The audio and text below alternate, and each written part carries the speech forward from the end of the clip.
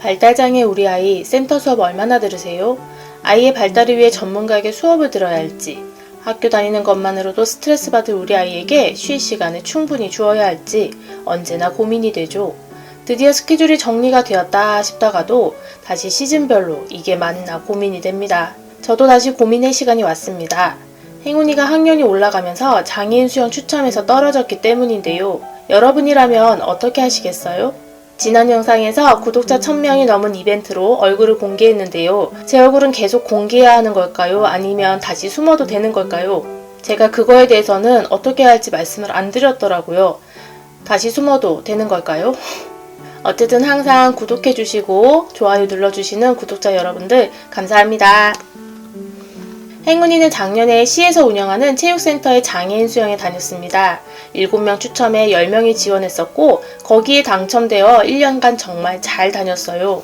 일단 예체능은 회기당 수업료가 비싼 편인데 체육센터의 가성비를 따라갈 수가 없죠. 물론 제 멋대로 다이빙하고 자리 이탈하고 선생님 말씀을 듣지 않아 몇 번 강제 귀가 조치를 경험하기도 했지만 덕분에 규칙을 지키는 것도 1년에 걸쳐 잘 배웠습니다. 행운이가 정말 물을 좋아하기도 했지만 선생님께서도 작년에 수영을 처음 시작한 게 맞냐고 하실 정도로 행운이가 잘 따라온다고 말씀하셨었는데요.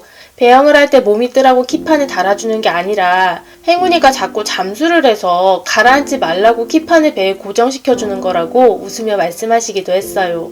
무엇보다 자폐 스펙트럼 아이들에게 모든 경험이 사회성 수업이나 마찬가지니까요. 수업을 즐겁게 다닐 수 있는 게 가장 감사한 일이었죠. 행운이는 잠수를 무척 좋아해서 스쿠버 다이빙도 시켜주려고 생각하고 있는데요. 그 전에 자신의 몸은 보호할 수 있도록 자유형과 배영까지는 할 수 있으면 좋겠다고 생각했거든요. 그런데 이번에는 장애인 수영 추첨에 떨어졌어요.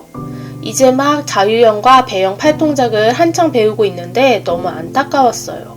그래서 장애인 수영 프로그램이 있는 집 근처로 차로 30분 이내 곳을 알아봤는데요. 한 군데는 시각장애인만 참여 가능한 곳이었고 다른 곳은 수영보다 재활 수업을 우선하는 곳이었어요.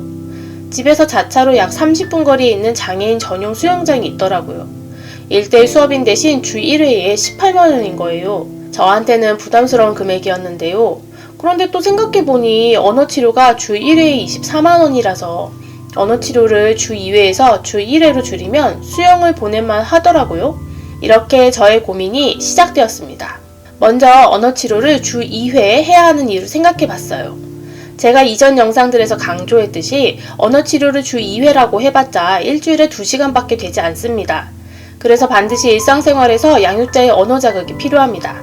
특히나 상호작용을 어려워하는 자폐 스펙트럼의 특성상 일상생활 자체가 언어치료의 연습장이 되어야 한다고 해도 과언이 아닌데요.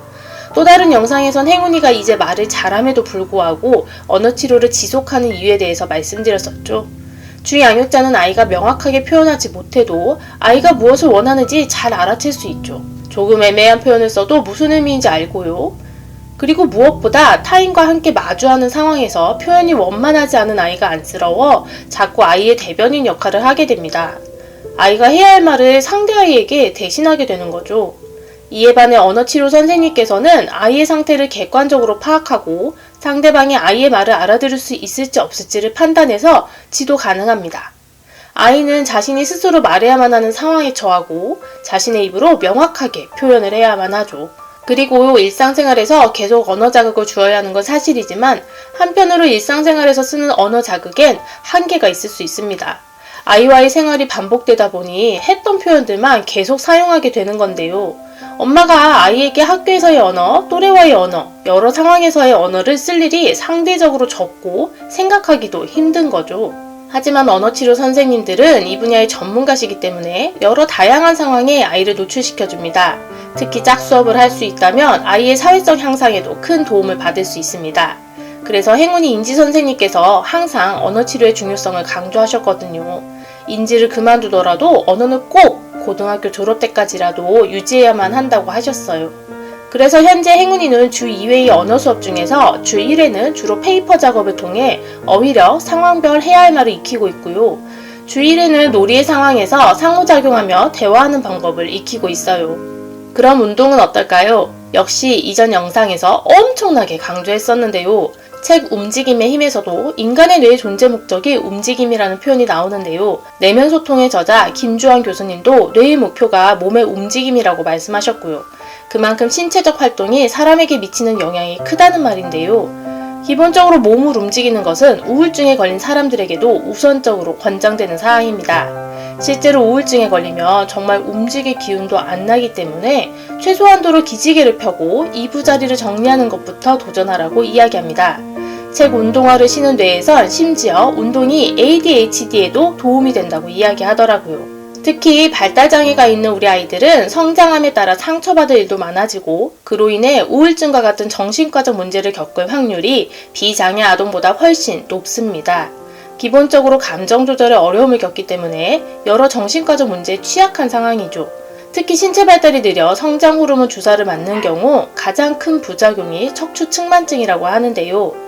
이를 방지하기 위해 운동을 일부러 시키시는 양육자분들도 계시더라고요. 비단 장애가 있지 않더라도 신체 활동을 하지 않는 경우 성장과 근육에 영향을 미칠 수 있다는 건 모두가 아는 상식이죠. 그러니 발달장애가 있는 아이들에겐 얼마나 더 중요하겠어요. 우리 아이들에게 운동은 선택이 아니라 필수입니다.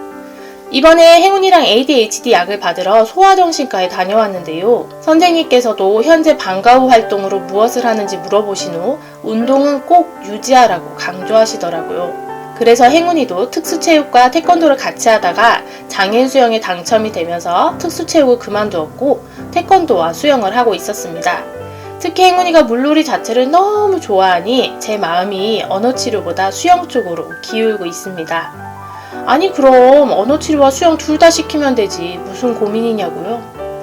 언어치료와 수영을 둘 다 시키면 비용적인 측면의 부담도 크지만 현재 행운이가 스케줄이 너무 많다고 생각하는 측면도 있어 이 기회에 고민을 하게 되었습니다. 일단 행운이의 일주일 스케줄을 살펴보면요. 이전까지 행운이는 주 2회 언어치료, 주 1회 인지치료, 주 1회 놀이치료, 주 5회의 태권도, 주 3회의 장애인 수영을 하고 있었어요. 월화수목금 모두 스케줄이 있었던 셈인데요. 어떻게 보면 수업이 많은 걸 수도 어떻게 보면 많지 않다고 생각하실 수도 있어요. 하지만 작년의 저로서는 최소한으로 필수적으로 생각한다는 그런 수업만 넣은 거였어요. 새로운 환경에 적응하면서 아이에게 쉬는 시간 겸 상호작용을 익힐 수 있게 놀이치료는 1회는 꼭 해야 한다고 생각했고요. 인지가 많이 좋아졌지만 여전히 행운이에겐 이해하지 못하는 상황이 훨씬 많기에 아직 인지 수업을 종료할 수는 없었어요. 태권도는 운동도 되고 다른 아이들과 상호작용도 할 수 있는 하나의 창구라고 생각했고요. 개인적으로 사교육을 선호하지 않고 주 1회 치료를 줄였어도 저렇게 되더라고요. 행운이 스케줄을 보면 사교육을 선호하지 않는다는 말이 와닿지 않으시겠지만요. 사실 쌍둥이 아들은 방과 후 수업과 태권도를 제외하면 다른 사교육을 아무것도 하지 않거든요.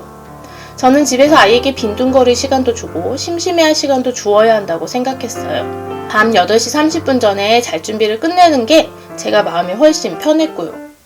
작년엔 행운이가 수영장에 다녀오면 밤 8시 30분이었기에 월수금엔 항상 바쁘게 느껴졌었습니다. 그럼에도 행운이가 너무 좋아하니까 당첨된 거에 감사하며 다녔죠. 그런데 고민을 하게 된 결정적 이유가 행운이가 두어 달 전부터 계속 언어치료에 가기 싫다고 하는 거예요. 그전까진 꽤 즐겁게 다니는 편이었는데 말이죠.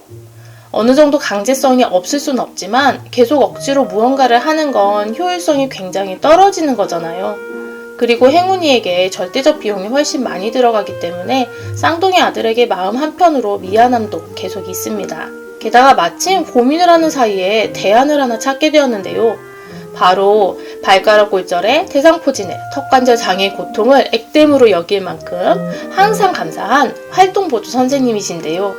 행운이 활동보조 선생님께서 20년 넘게 수영을 하셨고 매우 활동적이신 분입니다. 그런데 이전에 장애인 수영을 했던 체육센터에서 오후 2시에 1일 수영이 가능하더라고요. 그래서 선생님께서 오후 2시에 센터 수업이 없으면 수영장에 데려가 주실 수 있다고 하시는 거예요.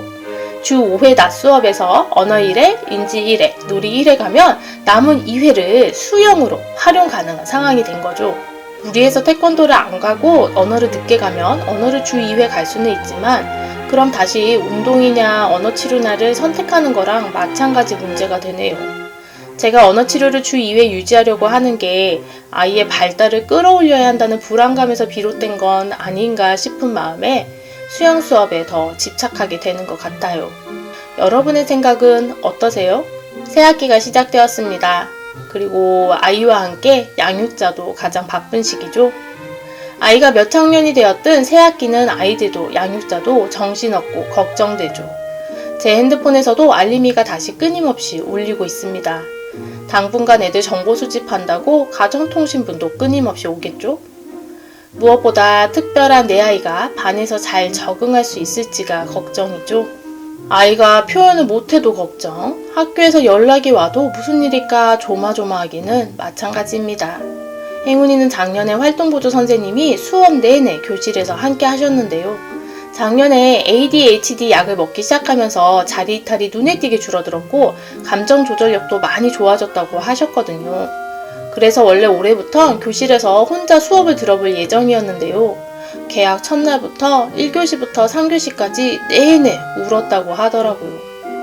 그래서 개학 둘째 날부터 바로 활동보조 선생님이 교실에 동석하게 되었습니다. 자립성이 매우 강한 행운이지만 그래도 낯선 새로움이 아직은 많이 무섭고 시간이 필요한가 봅니다. 엄마인 제가 할 수 있는 건 아이가 다시 잘 적응해 주기를 믿어보면서 최대한 덜 상처받으며 기다리는 것 뿐이네요. 그래도 확실히 1학년 때보단 2학년이 되니 마음이 조금 단단해진 것 같습니다. 혹시 아이가 올해 입학했다면 위로는 안 되겠지만 생각보다 우리 아이들이 적응력이 좋음을 믿고 조금 기다려주세요. 한 달 혹은 2달이 걸릴 수도 있지만 사회성이 부족한 자폐 스펙트럼 아이들도 결국 적응해내더라고요. 그리고 함께 적응하려고 애쓰고 있는 양육자 스스로도 계속 토닥토닥 해주시기 바랍니다. 오늘도 시청해주셔서 감사합니다.